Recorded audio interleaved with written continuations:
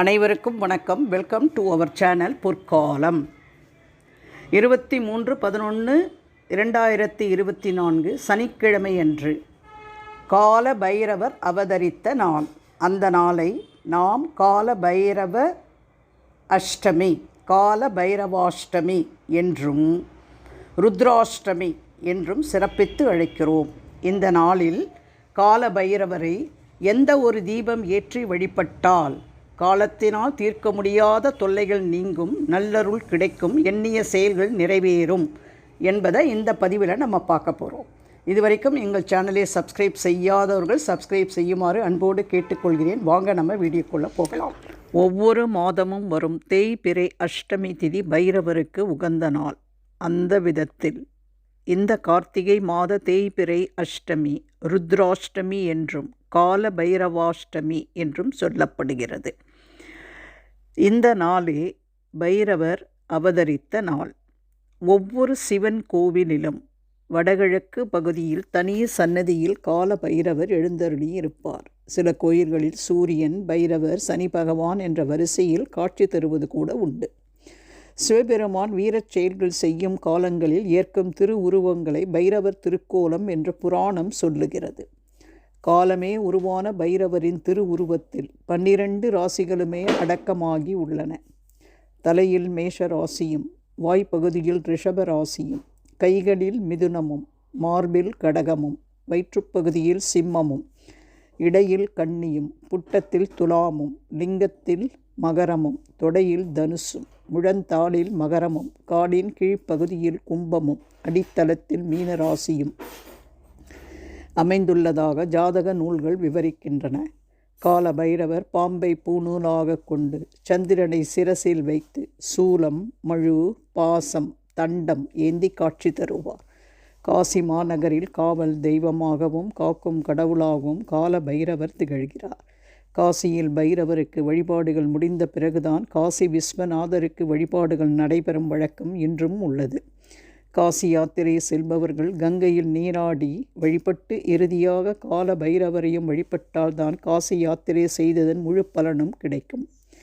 கால பைரவருக்கு ராகு காலத்தில் பூஜை செய்வது சிறப்பாக கருதப்படுகிறது.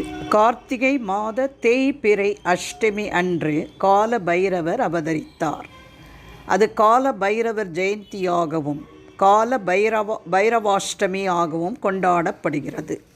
அன்றைய நாளில் அஷ்டமி திதி 22/11/24 வெள்ளிக்கிழமை அன்று மாலை 6:07 மணிக்கு ஆரம்பித்து 23/11/24 அன்று இரவு 7:56 வரை உள்ளது.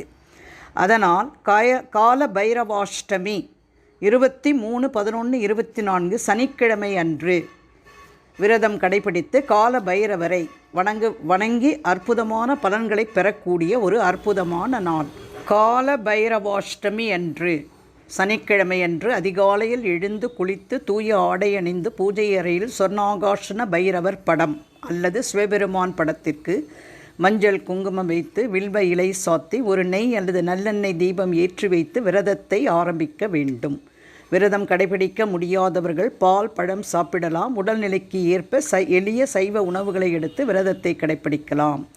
ஓம் கால பைரவாய போற்றி என்று 108 முறை கூறி விரதம் இருக்கலாம். ராகு காலத்தில் அல்லது மாலையில் சிவன் கோயிலில் வடகிழக்கு மூலையில் அருள் பாலிக்கும் கால பைரவருக்கு நடக்கும் அபிஷேகத்தில் கலந்து கொள்ளுங்கள். உங்களால் முடிந்த அபிஷேக பொருட்களை வாங்கி கொடுக்கலாம். சிவன் ஒரு அபிஷேக பிரியர். அவரது வடிவமாக போற்றப்படும் கால பைரவருக்கு புனுகு, ஜவ்வாது, கோரோசனம், அத்தர், பன்னீர், சந்தனம், திருநீறு, இளநீர், பால் என்று உங்களால் முடிந்த 3 அல்லது 5 அபிஷேக பொருட்களை வாங்கி கொடுத்து அபிஷேகத்தை கண்டு வணங்குங்கள். பின் கால பைரவர் அவதரித்த நாளன்று பைரவருக்கு சிவப்பு நிற வஸ்திரம் அணிவித்து நாகலிங்க பூ மாலை சாத்தி, மாலை கட்டும் அளவிற்கு பூக்கள் கிடைக்காவிட்டால் 1 அல்லது 3 பூக்களால் சுவாமியின் பாதத்தில் வைத்து வணங்குங்கள். பின் பஞ்ச எண்ணெய் தீபங்கள் ஏற்ற வேண்டும். 5 தனித்தனி அகல் விளக்குகள் எடுத்துக்கொண்டு ஒரு அகலில் நெய், இன்னொரு அகலில் நல்லெண்ணெய், 3வது அகலில் வேப்பெண்ணெய், 4வது அகலில் இலுப்பை எண்ணெய், 5வது அகலில் விளக்கெண்ணெய் ஊற்றி பஞ்சு திரி போட்டு பைரவ சுவாமியை நோக்கி அகலின் திருமுகம் வைத்து தனித்தனியாக ஏற்ற வேண்டும். ஒரு அகலில் ஏற்றிய நெருப்பிலிருந்து இன்னொரு அகல் விளக்கில் தீபம் ஏற்றக்கூடாது. ஒவ்வொரு எண்ணெய் கொண்டு எரியும் தீபத்தின் சக்தி வெவ்வேறாக இருக்கும். ஒன்று இன்னொன்றோடு சேரக்கூடாது. இல்லையென்றால் சக்தி மோதல் உண்டாகும். இவ்வாறு ஏற்றி வழிபட்டால் தீராத பிரச்சனைகள் தீரும், காலத்தினால் தீர்க்க முடியாத தொல்லைகள் நீங்கும், நல்லொருள் கிட்டும். பஞ்சதீப எண்ணெய் பயன்படுத்துவதின் சிறப்பு. பசு நெய் கிரகதோஷம், செல்வ விருத்தி, நினைத்தது கைகூடும். நல்லெண்ணெய் தாம்பத்திய விருத்தி, ஆரோக்கியம் அதிகரிக்கும். வேப்பெண்ணெய் ஐஸ்வர்ய யோகம், உறவு நலம் பெறவும் மற்றவர்களின் உதவி பெறவும். இலுப்பை எண்ணெய் சகல காரிய வெற்றி. விளக்கெண்ணெய் புகழ், குல தேவ அருள் கிடைக்கும். அதனால் இன்று கால பைரவருடைய ஜென்மாஷ்டமியானதால் நீங்கள் தவறாமல் இந்த பஞ்ச எண்ணெய் தீபங்கள் ஏற்றி வழிபடுங்கள்.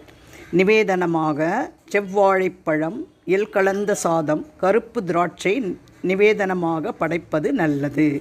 பின் வில்வ அர்ச்சனை செய்து அர்ச்சித்தால் சனி பகவானின் அனைத்து தோஷங்களும் நீங்கும். வில்வ இலையால் அர்ச்சிக்கும் பொழுது கால பைரவரின் மிக சக்தி வாய்ந்த காயத்ரி மந்திரத்தை 27 முறை உச்சரித்து வணங்க வேண்டும். கால பைரவரின் காயத்ரி மந்திரம்: ஓம் காலகாலாய வித்மகே காலஹஸ்தாய தீமகி தன்னோ கால பைரவ பிரசோதயாத். ஓம் காலகாலாய வித்மகே காலஹஸ்தாய தீமகி தன்னோ கால பைரவ பிரசோதயாத். இவ்வாறு 27 முறை கூறி வில்வ அர்ச்சனை செய்து கால பைரவரை வழிபட வேண்டும். பைரவரின் பரிபூர்ண அருள் கிடைக்க நீங்கள் ஒரு பிஸ்கெட் பாக்கெட்டாவது வாங்கி ஸ்ரீ கால பைரவரே போற்றி போற்றி என்ற மந்திரத்தை மனதில் சொல்லிக்கொண்டே அந்த பிஸ்கெட்டுகளை பைரவரின் வாகனமான நாய்களுக்கு சாப்பிட கொடுங்கள்.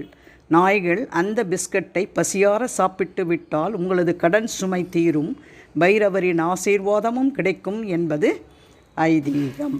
இந்த பதிவின் மூலம் கால பைராஷ்டமியான இன்று கால பைரவரை எப்படி வழிபட்டால், எந்த ஒரு தீபம் ஏற்றி வழிபட்டால் காலத்தினால் தீர்க்க முடியாத தொல்லைகள் நீங்கி வளமான வாழ்க்கை அமையும் என்பது அனைவருக்கும் தெளிவாக தெரிந்திருக்கும் என்று நினைக்கிறேன்.